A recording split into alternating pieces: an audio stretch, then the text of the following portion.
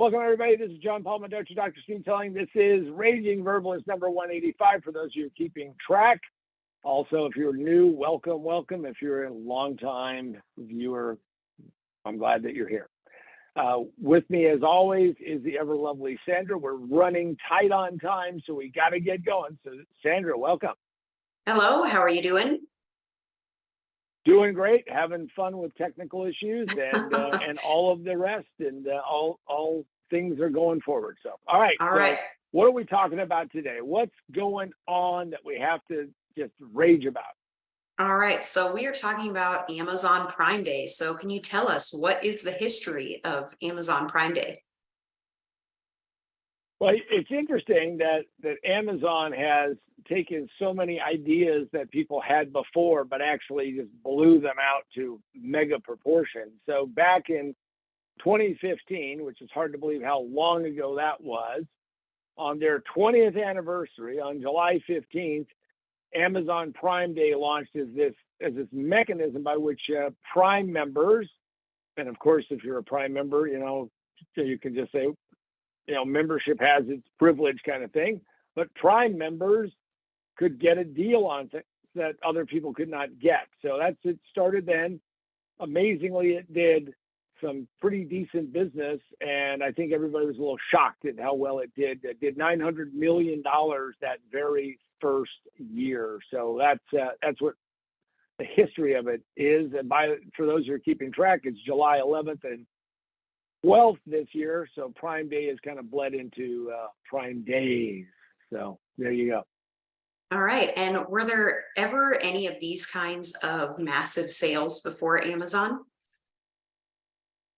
Well, growing up, I saw a lot of Christmas in July because, of course, Christmas is the number one holiday in the U.S. and as far as selling gifts and all that other stuff. And what happened is that they were trying to figure out a way to balance it because dog days of summer kind of thing. So there was all these Christmas in July sales.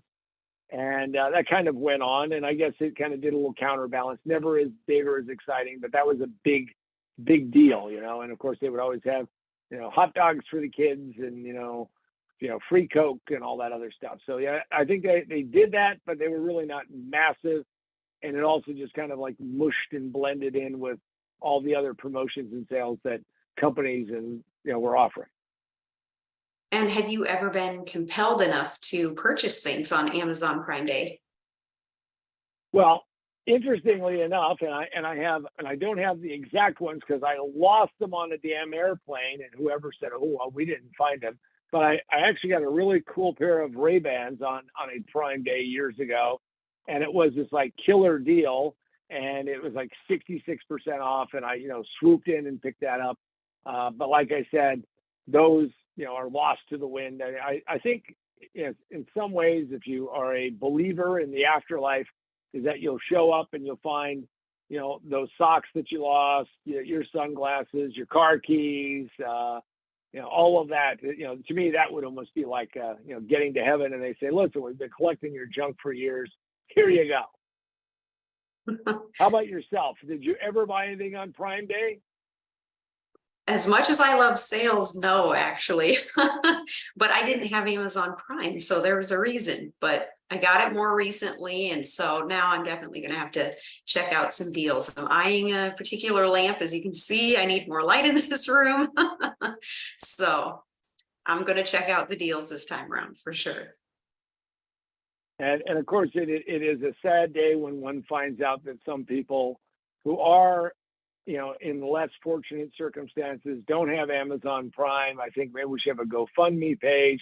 Maybe it should become a human right or something. Everybody gets Amazon Prime, but it's fascinating because I think Amazon really figured out a way to kind of make this, hey, give us money for a membership, which is kind of that Costco, Sam's Club kind of model, and we'll give you certain things, and probably even things that I don't even know that you get on Prime, but Prime Day is one of them. So yeah, it's congratulations, you have arrived, and I'm sure Jeff Bezos, as he's floating in the Mediterranean or wherever, is saying, we're secure knowing that Nebraska is checking in. That's right. I'll get a thank you card in the mail. All right. Exactly. So how do you find the best deals? So Amazon Prime, if you're a member of Amazon Prime, and no, we don't have an affiliate code. So if you join, we don't get anything, but just telling you what you can do is that Amazon has gotten even smarter because they would do these like flash deals, and it's kind of interesting psychology because of course I teach the 5 power disqualifiers, and 5 power disqualifiers are one of the things is is urgency. Urgency is the big one. It's the third one of the power disqualifiers, and it determines 80% of the sales. And they do just that by creating actual urgency by having these sales and saying we only have so many. And I'll tell you, one of my early Prime Day things, I saw this really cool whatever it was at the time, and I said, well, maybe I'll put it in put it in my cart, and then I'll come back and see. And it was like gone. It's like, oh. Ooh. So now what they've done, because people are upset that they missed the flash sale, the Prime sale, and all of that, is that they have a whole bunch of things, not a ton, but a bunch of things that they have an invite only, and you click on the button and you request an invitation. And when you do that, it says, listen, there's no guarantee that you're going to get the invite because we're going to line everybody up alphabetical by height, and we're going to put it in place and send you the invite. And if we send you the invite, well, guess what? This is going to be like, you're going to be able to get it. And one of the invitations that is out there right now, they may have already had too many of them, but still we're, a few days away before Prime, is that you can get a 43-inch television 4K for $100, which is insane. So it's 75% off, and you click on that and you get that. And clearly this is a mechanism by which you find out who are the true hyper responders in marketing terms, so that way you can get them on a list to say, the algorithm will say, this is a hyper responder. My sense is that if you don't win that deal, they'll come back and say, by the way, we're sorry that you didn't win this deal, but have you considered some of these other deals? And that's how you get the best deals, is those invites. Also, because they've extended it to 2 days, they have what's called that fatigue factor, and therefore Amazon has done some things where they're holding back certain deals that are only going to be on the second day. And in fact, people are already planning scheduling and calling each other and getting coordinated to try to buy things. So it has turned into quite a situation. Now, if you want a deal, if you want something that's actually going to make you money instead of cost you money, well, we happen to have an offer that you might be able to refuse it, but I think you may not want to, which is you can go to positiontowinbook.com, positiontowinbook.com. By the way, this is my copy because it has all my little post-it notes. And you can go pick up. Most businesses fail in the first 5 minutes. It just takes them 3 to 5 years to realize it. Position to Win. This could save you a lot. So if you buy it through the website, you buy it legitimately through the website. Again, happy to sell it on Amazon, Barnes & Noble, Books A Million, wherever bookstores are at. You can request it and they'll get it in. But if you buy the physical book at the bookstore, here's what I will give you is that, and you have to buy it between now and the end of next week. So 7-day, from the 7th of July to the 14th, I think the 14th. Yeah, the 14th. I can do math again.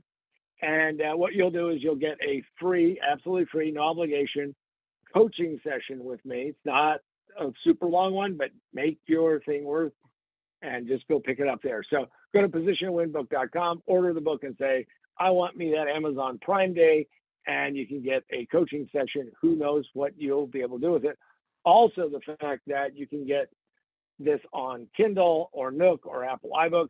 On the other side, you can pick up our other book called Remote Work for a Better World and check that out. And then as a final bonus, if you go to positiontowinbook.com and you buy the physical book, limited quantities, but I will send you a Raging Verbalist mug where everything tastes just a little bit better. and gets you raging about that. So those are your offers. Figure it out. And with that, let's get back to Sandra grilling me about Prime Day. All right, what else do you have, Sandra? All right, how does Amazon Prime compare historically to other shopping events or times? Well, here's the shocker. I think when Amazon tried this, when they put this in place, because they went, wow, we make so much money on, Cyber Monday and all of that stuff.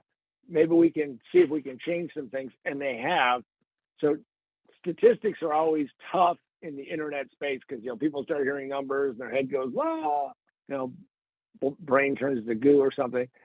But in 2022, check this out, Prime Day generated $12 billion in sales.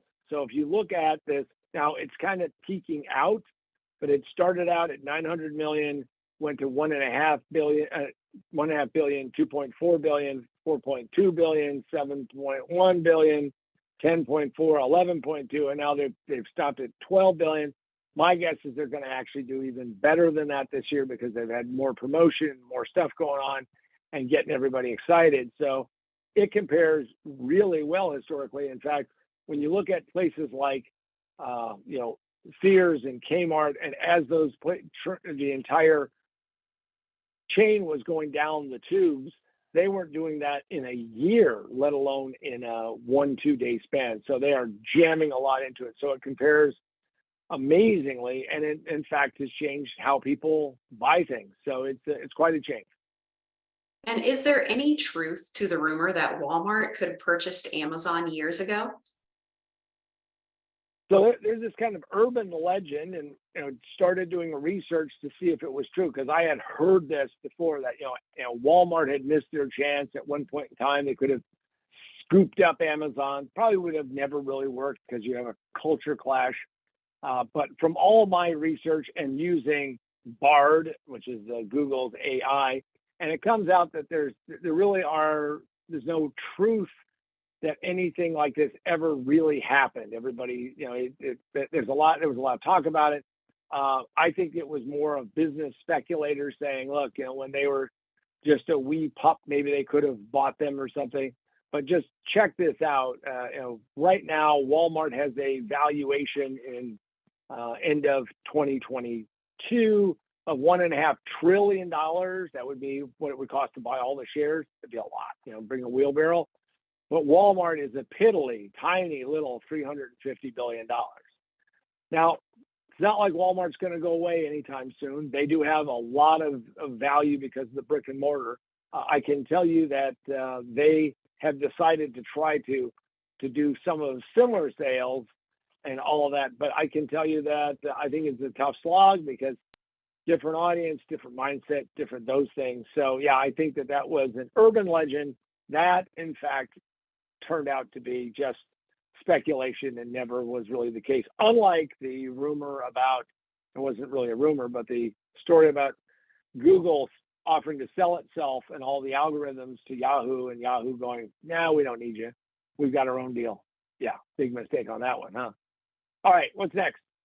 All right, as a business owner, should you figure out how to get products onto Amazon, or is that a scam? So I was doing an intervention with a client. I know that isn't where we all sit around and say, Bob, you really need to get your life straightened out. But it's similar to that because it's like, hey, your company has got some issues. So if you want to put something up on Amazon, I have 2 books, but if you want to put something up there, here's the issue. I don't know who has purchased the books, ebooks, and physical books. I don't know who actually has done that. So that my opportunity to actually sell them something else is less. So while I think there are scammers who say you can go buy products cheap and then put them up on Amazon and make a fortune, I think those people are a little bit like, not real, because I've not seen one of those people who actually convinced me. Now, I know some people who've done some scammy things on there, but not real stuff. Now, as far as getting something up on Amazon, you have to say to yourself, how do I make sure that I have some feedback mechanism, some way that I can actually connect with the customers? Because that's really important, because it's not necessarily the first sale, but it's each subsequent sale after that. It's the long tail that you're trying to get to. So if you're going to put something on Amazon, just understand that you are blocked, and it stops you from actually getting to know who the customers really are. So keep that in mind when you're trying to figure this thing out and what you're going to do, because I think that lots of times people step into this arena and are not bright enough to figure out that, you know what, Amazon keeps the information, you don't get it. Now, not saying you shouldn't do that, but go in with open eyes. And what are some of the lessons that you can learn from Amazon Prime Day?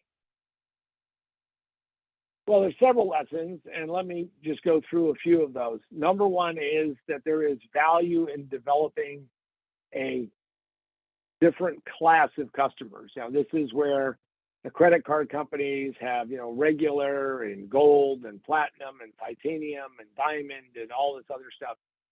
And it's really market segregation. It's really trying to get people figured out and where they fit, and it's sifting and sorting and binning. This has been as long as people have figured out that lists are valuable and important. And Amazon said, listen, if you're going to buy enough products, you get yourself a Prime account, and a Prime account's going to get you free shipping. And the shipping alone will pay for this. And then they started tossing in other things because they were making a lot more money. Again, the more times they can get you to go onto Amazon, the more likely it is that you're going to buy something else. So I think oftentimes that no one creates this tiered system of figuring out where people go, and Prime is an easy way to do it. I actually heard that the company Redbox, that's the vending machines that spit out DVDs. I know, crazy, but even Redbox has a subscription service of some kind that they're testing and trying. I mean, it's a subscription model is just a fascinating direction that people are moving in. I think at some point in time, we're going to see people get tired of it. But really, that's one of the things you can learn is that, first off, the subscription model works. It's how Costco makes their money. The second big thing that comes out of Amazon that you can learn from Prime Day is that events properly staged, pending events, and it has to be a pending event. So you have to always ask yourself, how much runway do I need to get this plane off the ground and clear the trees at the end of the runway? Too many people come up and say, oh, I want to do a promotion tomorrow. Too late. You have to have a buildup. Now, there have been people talking about Prime Day for months. And, here we're talking about it. Why? Because it's a big deal. Anybody who's going to sell $12 billion worth of stuff, if not more, it's a big deal. And my guess is there's going to be a big, giant surge. So you can learn and say, how do I get a pending event? How do I make it real? How do I make it, last? And how do I make it sticky? Interestingly enough, both Target and Walmart are trying to piggyback on this thing. I'm kind of surprised that the bigger retailers, Target, Walmart, the two big survivors, haven't really copied more of this sooner. I don't have Walmart Plus, as they call it, because Walmart, they don't really they don't have this thing figured out for how to do this digital thing yet. I mean, it's got to be like, make it easier, make it faster, make it simpler, and of course that's what Amazon is all about. So those are the lessons I think you need to learn, is that you gotta sift and sort and separate. Number two is you have to make it a pending event and make it important. And finally is that you have to make it easy to buy what you want to buy. Well, hopefully what you're going to do on Prime Day, if you're in business, is go and find things that you actually need. I don't know if you need a 43-inch television. I don't know if you need, some of the other things that they're going to have on massive sales. But if there are things that you could use, and as Sandra pointed out to me while we were doing prep, you could always buy something, 43-inch television, not open it. How about making that a gift or a premium for one of your customers, your clients? Hey, if you buy this much, you get this. I used to give away bread makers and microwaves, and when big screen TVs were expensive, I used to give those away for people who bought houses when I was doing real estate and fixing and flipping and doing that. Always works, and that whole premium mindset. So she gave me that idea. I will give her credit for that, and all of that. And of course, we're all better, feel a little bit better, and the gravitational wobble is a little less because, well, Sandra's going to be on Prime, and we'll do a follow-up to find out if she did get that lamp. I mean, we're all hoping for that. So, all right. So there you go. Have a great Prime day and days. I'm John Paul Mondocci, Dr. Speed Selling, and for myself and the ever lovely Sandra, have a great one, and we'll be seeing you on the next Raging Verbalist.